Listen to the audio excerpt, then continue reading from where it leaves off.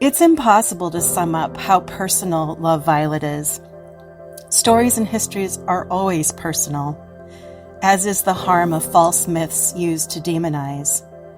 Growing up in a family of evangelical pastors and missionaries, my only words or images for queerness were the horror stories of male pedophiles pouring from our Christian radio station. I longed to be good, loved, family. How could I be queer? I couldn't. So I tried not to be.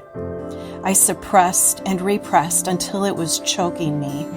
And then, in my 30s, not even divorce or resigning a faculty position or facing my very religious family could stop me. I never felt more liberated, joyful, myself.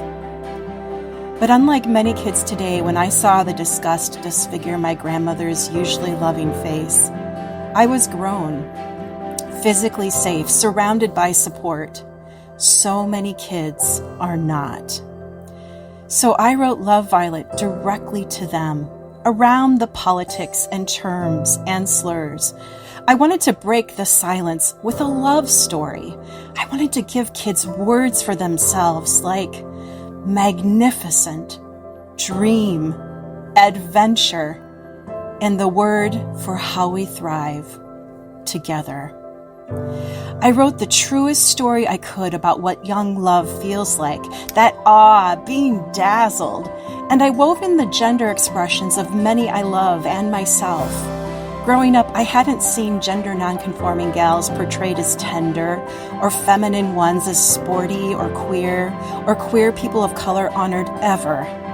Yet there we were, and now here we are, with Charlene's evocative, honoring images, and a story about the most human thing we do, love.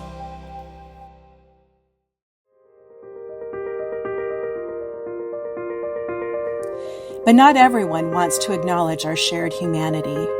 Not surprisingly, Love Violet and several other rainbow picture books have been named in a lawsuit seeking to, quote-unquote, protect kids. Meanwhile, a trans team has already left this same district because of death threats. Protection? This is something else. Dehumanization, unmaking our human stories.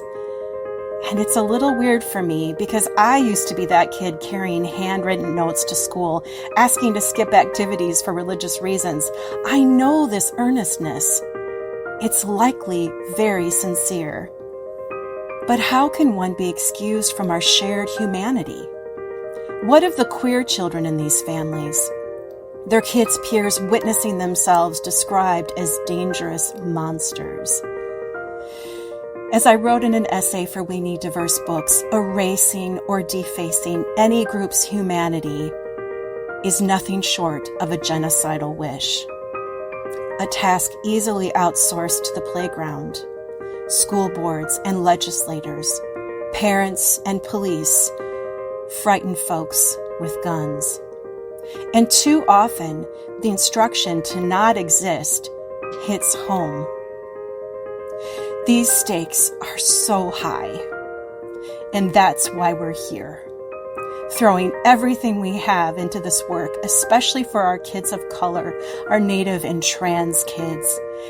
And you know what? In that same Maryland community, members of the Rainbow Defense Coalition have organized to gather at drag story times and pride events to physically, actually protect kids.